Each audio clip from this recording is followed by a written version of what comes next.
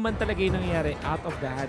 And I think na-mention mo to kanina, Butters, ang biggest problem pala talaga nila is the Brock, not anyone else. And Bren Epro will Your ban team that out is for picking. PLDT Smart Omega. It's X-Borg. Sabi na dito ng PSO, mataas yung win rate ng X-Borg nila sa atin. Nakakadalawa ng Kufra. X-Borg. So tanggalin na Your natin. team is Nakadalawa picking. na yung rock natin sa kanila. Nakadalawa na yung X-Borg sa atin. We'll see. This time though, Bren Epro is the championship Kufra. Makikita ba natin na dito sa pinakahuling laban para sa Mobile Legends Season Finale, Championship Kufra will win the match. We'll see. Are they really gonna go for that gourd? They will still try and secure that Farza. Sino nga lang ang Ranger, isasama nila? Farza. Ooh, power And play. team this is is a picking. flex. This is a flex, Wolf. But at the same time, if BRE actually place this right, kung paano nila kukunin yung mga heroes na to, they can actually shut down the Farsa with these two picks. This is scary. Kasi if you look at it, sige fine, makuha mo yung comfort picks mo, but this is a championship match. You don't literally win a match by getting your highest win rate heroes and hope for the best. It's exposing Thumb. them at this early Selena. point Your in the team game. is It might be picking. scary. Pero sabi ng Bren Epro dito, Selena Yes. and Hams. I agree with you kasi when you pick your two damage dealing cores agad-agad, that only means that you don't have enough time, you don't have enough slots to actually adjust it. Kasi if you actually pick two more cores here, that only means na nasa alanganin na agad kayo. This is scary. Pero you have to trust Lolita. yung decision making Your dito team ni Coach is Dale, one of the banning. most experienced coaches out there. And sabihin na natin, yeah, sure, madali namang counter pag nagpakita ka agad ng dalawang course mo. But if you put it in the hands of able Your team people, is banning. kayang-kaya nilang i-manipulate yung hero na yon na you can say na hindi sila talaga nakokontra. Yes, that is a very good point. We're not really saying na may mali or anything. It's just that it's going to be hard. Hard. It's going to be harder. But that doesn't mean na Your team hindi na is talaga magagawa ng picking. paraan. At somewhere along the lines of the pickings, makakapag-adjust sila. And if they do that and if they play it brilliantly, then most likely they have the game already. Kasi nakuha na nila yung two best first nila. It's gonna be Hellkurt, the ban for PLDT Smart Omega. It worked wonders for Bren Epro in their first series, lalong-lalo na laban sa mga partial Jawhead. heroes. Oh, like the Your Jawhead team mula dito is sa PLDT picking. Smart Omega. It kinda allows them to parang siyang power pick, parang advanced pick para sa PLDT Smart Omega. Para if ever magkaroon ng marksman or ng farm heavy hero mula sa Bren Epro, kaya-kaya nilang i-shut down. And more importantly, ang ganda kasi ng mesh nito with something like a Bruno. Ranger and the Farsa. Kasi maaga mag-online ang isang Joel and sobrang disruptive ng ejector.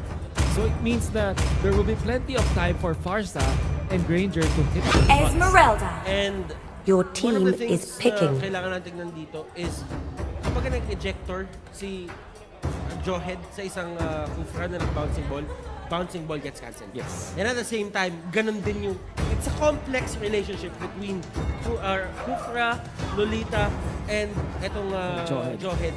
Na kapag ka nag-minum blast din dito si Lolita, if mahuli siya ng Tyrant's rage, that could actually mean stopping the whole sequence ng minum blast. So, it is kind of something Ciao. na medyo nakakalito. But at the same time, things are really making sense in terms of picks right now. Joyd also cancels yung pag-charge ng Falling Star Moon. Yes. But more importantly, ginawa ng PLDT Smart Omega to ng game number 2 when they use the Joyd laban sa Selena in a way na parang if there is somebody hit by the Abyssal Arrow, just use the ejector to run away and it will be good. Kaya nga lang, it did not work that much nung game number 2. I mean, evidently natalo din eventually ang PLDT Smart Omega, but you kind of get the sense here. So marami silang pwedeng usage dito sa ating Jawhead. Now, I think the one storyline again para Butters na hindi pa natin masyado napag-usapan is this is Haze facing up against his former team, former franchise, but kind of in a brink of getting defeated pa rin, which is gonna be really heartbreaking if you think about it. But of course, it's good for Bren Epro. Now, Butters, we are laying down the curtains for game number 5. The And last game of the season. Battlefield. Bren, Smash we are. them. Bren Epro dito has a All chance troops deployed. to actually win 2 titles with the same lineup. Exactly. Itong lineup na to, ito yung ginamit nila for other tournaments din. They got a major win out of that. And right now, another major win if they actually win the season finale. But PLDT Smart Omega, let's see if they will let that happen. As Bren Epro versus PLDT Smart Omega, the Grand Finals game number 5. Firing up on all cylinders. This time, Renzo, buti na lang may Cyclone Eye. He gets away from PLDT Smart Omega. And look how they utilize yung environment nila. That certain invade shouldn't have been possible if walang Cyclone Eye na yan. Wow, this is a quieter game as we are seeing. Walang invade. The stun though on the Toshi. And look Toshi at Reed activates the Purify as soon as possible. And eto yung nilalagay nilang pressure dito kay Toshi. They're not really letting Toshi do his stuff. Pero right now, Hayes is getting bursted First down! blood. Falling Star Moon! First blood! Makukuha ni KLVJ. Napaka-importante na yung shutdown mo yung safe laner ng yung kalaban, and that's what that is Bren Epro is doing. PLDT Smart Omega Look at just this! wanna return the favor. Feathered Airstrike. Kaya nga naman si Kenji. JP running away. And I guess the crab will be secured by... it did not see. It failed to see. Might be a pressure. Kasi walang buff na natira doon. That was a small crab, by the way. But that was a small crab. Sa mga Small hindi crab po pala. nakakaalam, yung first crab na lumalabas is literally a small crab. Small crab. And in that way, hindi masyadong mabilis yung mga rotations sa mga mid laners right now. Marsa, tried to go for the feathered airstrike steal pero hindi mangyari. Now, this is a big difference dun sa previous na Esmeralda games to KLVJ kasi this time, mas maganda yung start niya. 1 kill already. Level 5 at 2 minutes. Tapos nakakuha pa siya ng crab coin. Surely, ito talaga yung ideal na start for any Esmeralda player. So, this is such a good start for them. I think that Bren Epro, mas masaya sila dun sa fact na walang invasion na nangyari kasi mas stabilized yung kanilang laning stage. In fact, they will try to go for Haze this time. Falling Star Moon, level 3 lang si Haze this time. Feathered Airstrike will not save the guy. Reed almost falling pero hindi nila itutuloy. They're really trying to put a lot of pressure dito kay Haji Raflisha. Try to go in. Kamuntikan siya tamaan dito. But right now, they will be trying to secure that turret onto the bottom lane. JP dito, hindi pa kaya ng damage output niya. Abyssal Arrow will be thrown out pero makakatakas agad doon. Si Turtle Haji, resurrecting Just like soon. the previous game, they're using yung sa Feathered Airstrike para makapag-defend. And it was really successful. Now, crucial timing kasi after nga naman ng reset ng buffs, you have to kind of refresh a little bit. Medyo magto-tone down ka kasi you need to secure your own buff. Ganun na ka-importante yung mga buffs ngayon. Kahit na nananalo ka, if you die when the buffs reset, mas masakit yun eh. Kasi it really puts a blow into your overall presence in the early game. And Hayes gets caught out and look at this. My goodness, the initiation coming left and right. Reed dito na ba ito? Luminong blast will be thrown out. Tatamas tatlo. But right now, Haji Z, they're really trying to fight this. Haji, nahuli siya dito ng Enjo. Enjo dito with the ultimate. Marsa will go down. And they're still fighting mga kaibigan. Enjo dito lumalaban pa. Pero he will go down as well. And right now, JP na sa may pinakahangap. J-Injector siya dito. And Abyssal Arrow is there! Abyssal Arrow is there! Tinatakbuhan na sila mga kaibigan. KLVJ and the others, they're still alive! 2 for 1 trade-off. Very crucial, by the way, kasi hindi core yung namatay. I mean, it was still a core offlaner para sa Bren Epro, but more importantly, napatay niya si Haji Z. The moment na pinop yung Feathered Airstrike, ang ginawa doon ni Renzo, he immediately goes to where the source was. Para, yeah, sure, dahil nag-Feathered Airstrike ka, vulnerable ka, exposed ka. The Abyssal Arrow might not be important anymore, pero yung fact na tinalunan siya ni Renzo surely gets the kill! They connect to that one! Championship Kufra right at you, Raflesha! Flexing his Kufra skills! Iba talaga pagkamukha mo na yung hero. Pero still, it is what it is. Ang ganda, ang lupit, ang tindi ng bigayan nila dito. They're not really letting up. The ejector is there. Rancho dito has his ultimate. No kills. No kills. No harm, no foul, no blood, no No foul. blood, no blood, no foul. Dun sa may top lane. But I guess that this will still be a push dun sa dun sa PLDT Smart Omega. Bottom lane to. Raplesha, kumakas na naman dito. Do they wanna go for this? No, Luminum Blast They forced out from Luminum Blast. is gonna be there. And, And like you this- said, napuwersa nga nila yon. And this is a surgical extraction of whatever PSO has been doing for the past 4 games. Na parang dito sa game na to, namulat ang BRE. At ngayon, binabalik nila yung favor ng pagiging dominated side of PSO. And you know what? After that loss dun sa game number 4, na feel mo na medyo alangan yung PLDT Smart Omega. This is not how they operate. Yes. They're so aggressive. Games 1 through 3, and even you start ng 4, aggressive sila. Raplesha! Oh, Dito Flicker gets will be wasted. Ooh. Ejector is there. Raplesha dito going down. Polystar muna tumiting nakalikod. And hindi alam ni Coach dito kung kanina ipapato. Hayes dito, living on a prayer, and Angel will get out. But onto the bottom lane, Greed will go down.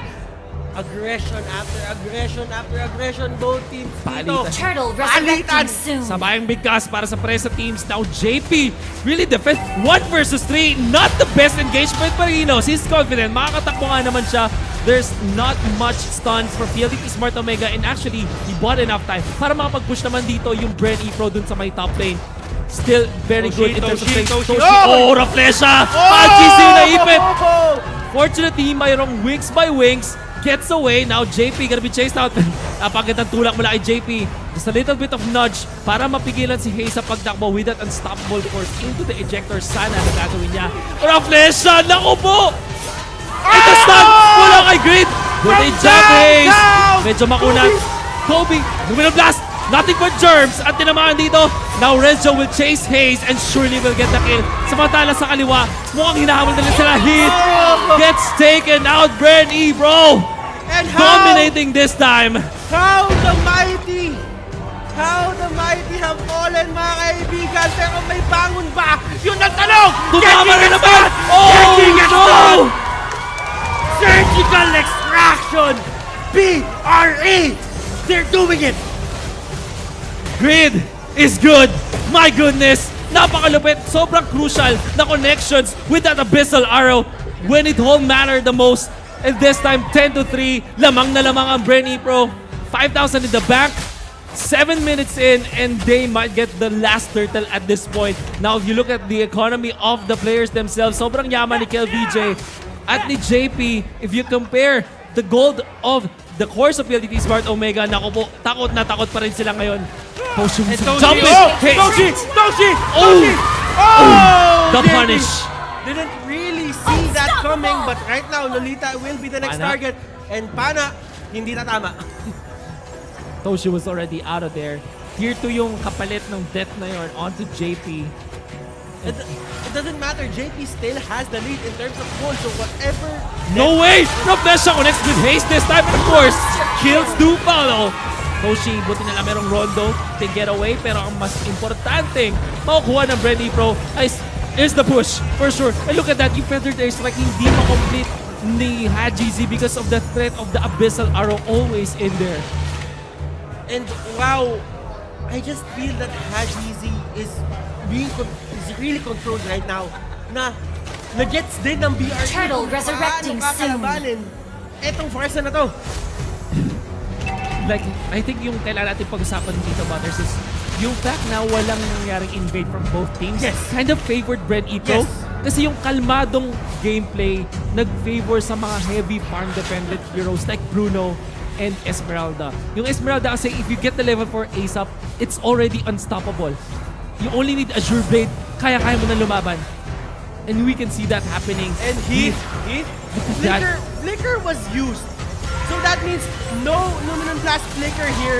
JP, mga kaibigan, pinagsisipana. Pinagsisipana talaga sila dito. You have to take note, masaya yung Esmeralda kapag merong Lolita because of the Numenon Energy Core na nagbibigay ng shields. At bonus yun para sa Esmeralda because you can just snatch that away. sometimes you don't wanna play Lolita laban sa Esmeralda kasi parang binibigyan mo lang ng bonus. You have to take note, Numenon Energy Core as the passive for this Lolita also gives it to your opponents which kinda enables some more. Ken! Oh! Ken Nice with the nice shunpo. shunpo. That was a very nice shunpo coming out from him. Pero they live to fight another day. That is the thing about BRE. Exactly. That they can mess up on these initiations and just go back and try it again. And mapapaisip ko parang ano ba talaga yung magandang napapwersa dito ng ultimate? I mean, Feathered Airstrike being forced out, it's okay for PLDT Smart Omega instead of like a ultimate from the Tyrant's Rage. Kasi mas matagal nga naman yung cooldown ng Tyrant's Rage. But then again, PLDT Smart Omega, they need the Feathered Airstrike para makapagdepensa. Which is also counterproductive kasi it means na yung farm ay hindi na pupunta kay Toshi. Oo.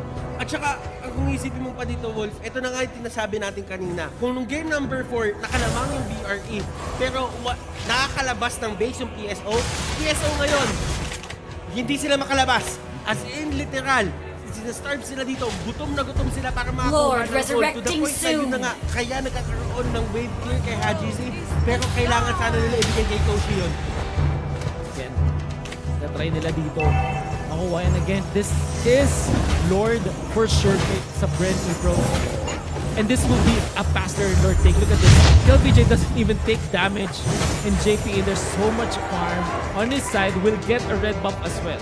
So, again, Bren Epro, they have the recipe at this point. They have the tools. Lahat na kailangan nila ngayon para makapag-pierce through sa base ng PLDT Smart Omega. They have it already. And to add to that, si Renzo on his stamps, sa sobrang yaman niya, confident na siya mag-solo dito sa top lane while the rest of Bren Epro will make the plays on other sides of the map. Yun na nga yung sinasabi natin dito, Wolf.